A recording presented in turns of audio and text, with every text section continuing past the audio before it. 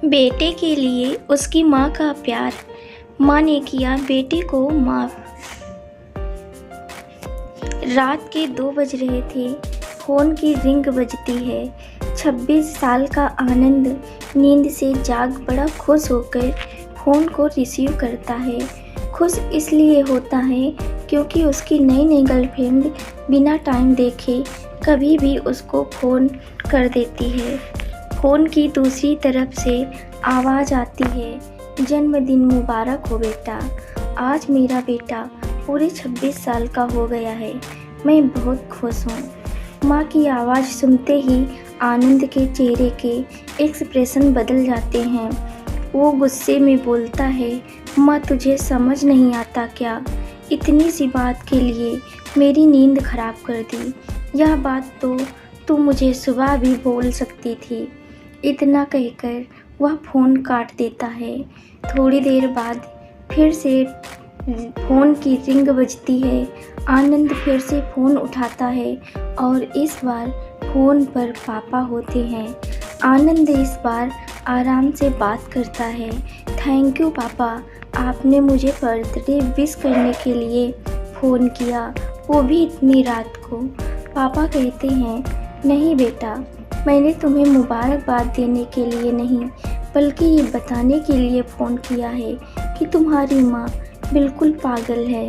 वो इतनी पागल है कि पिछले 1 महीने से मुझे हर दिन तेरा बर्थडे याद दिलाती आ रही है। वो इतनी पागल है कि तू हमसे सैकड़ों किलोमीटर दूर है, फिर भी उसने यहाँ पर खुद अपने हाथों से तेरे लिए केक बनाया है। ऊपर से ये जिद कर बैठी है कि जब तक तुझे विश नहीं कर देती तब तक न खुद खाना खाएगी न मुझे खाने देगी। आनंद सब ध्यान से सुन रहा था और उसे ये महसूस भी हो रहा था कि उसने अपनी माँ को फॉर ग्रांटेड ले लिया था। वो बोला, नहीं पापा, माँ बिल्कुल पागल नहीं है। पापा कहते हैं, नहीं बेटा, तू अपनी माँ के पागलपन को नहीं जानता, मैं जानता हूँ।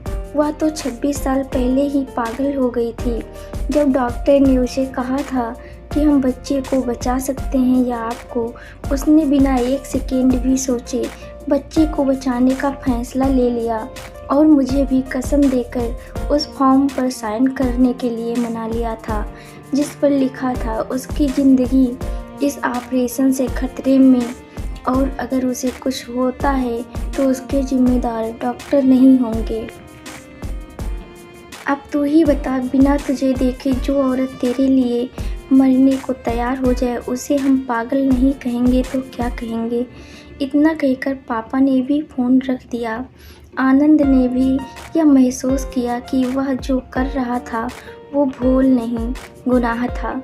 हाँ, एक बार किसी इंसान को दुख दो तो कोई बात नहीं, लेकिन भगवान को दुख देना गुनाह ही होता है और माँ भगवान से कम नहीं होती। पश्चाताप के आंसू उसके आँखों से बह निकले। सवेरा होते ही आनंद अपने घर की ओर रवाना हो गया। अपने माँ बाप से माफ़ी मांगने के लिए घर पहुँचते ही उसने पहले माँ से माफ़ी मांगी जिसने उसे गले से लगा लिया। फिर वह अपने पापा से माफ़ी मांगने लगा। पापा ने कहा, कोई बात नहीं बेटा, जाओ तू वापस चला जा। तेरी माँ हमेशा कहती थी कि तू उसे बुढ़ापे में संभालेगा, लेकिन मैं उसे समझा दूँगा। जैसे आज तक मैं उसे संभालते आया हूँ वैसे आगे भी मैं उसका ख्याल रखूँगा। उसे भी यह समझ लेना चाहिए, जो बेटा उसके एक फ़ोन करने से परेशान हो जाए वह उसे उम्र भर क्या संभालेगा। बाप की ऐसी कड़वी बातें सुन आनंद की आंखें बहने लगी। वो सर झुकाए अपने बाप के सामने चुपचाप खड़ा रहा।